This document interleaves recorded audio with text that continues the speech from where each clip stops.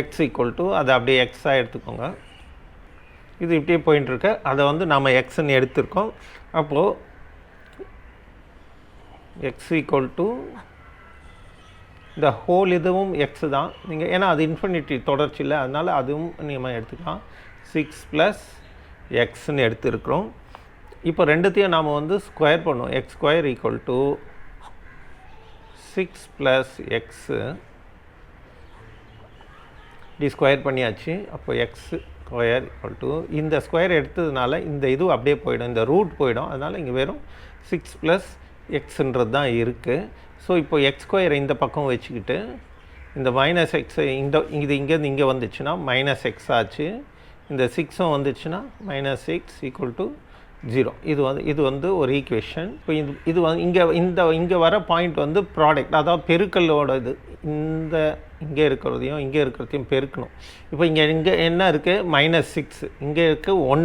-6 × 1 -6 தான் வரும். இங்கே என்ன இருக்குது? இது வந்து அடிஷன், -1 இருக்குது.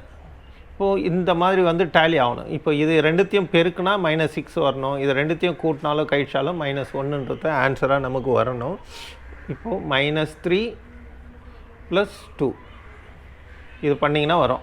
-3 × +2 வந்து -6. Plus into minus minus. அப்போ இதையும் இது கழிச்சாலும் -1 வந்துடும். இப்போ வந்து இந்த எக்ஸ்ப்ரெஷனை நாம் இப்படி எழுதலாம். x² - 3x + 2x - 6 = 0ன்னு எழுத முடியும். இதை இன்னும் சிம்ப்ளிஃபை பண்ணோன்னா இந்த எக்ஸை ஒரு வெளியில் எடுத்துடலாம். எக்ஸ் எடுத்ததுனால உள்ளே என்ன இருக்கும்? எக்ஸ் இருக்கும்.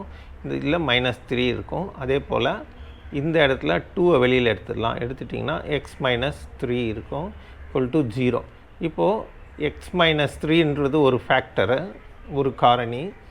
அப்புறம் இன்னொன்று வந்து x + 2ன்றது இன்னொரு காரணி. இப்போ இப்படி இருந்தால் ஒன்று இந்த x - 3 = 0வாக இருக்கணும், அல்லது x + 2ன்றது 0வாக இருக்கணும். அப்போது x = 3ன்னு ஒரு ஆன்சர் கிடைக்குது. நமக்கு x = -2ன்னு ஒரு ஆன்சர் கிடைக்குது. இந்த மாதிரியான ஒரு எக்ஸ்ப்ரெஷனில் எக்ஸு வந்து மைனஸில் இருக்க முடியாது. ஏன்னா கொடுத்துருக்கிறது எல்லாமே ப்ளஸில் தான் இருக்குது. அதனால் ஆன்சர் வந்து மைனஸாக இருக்க முடியாது. அதனால் x = 3 என்பது தான் இதுக்கான விடை.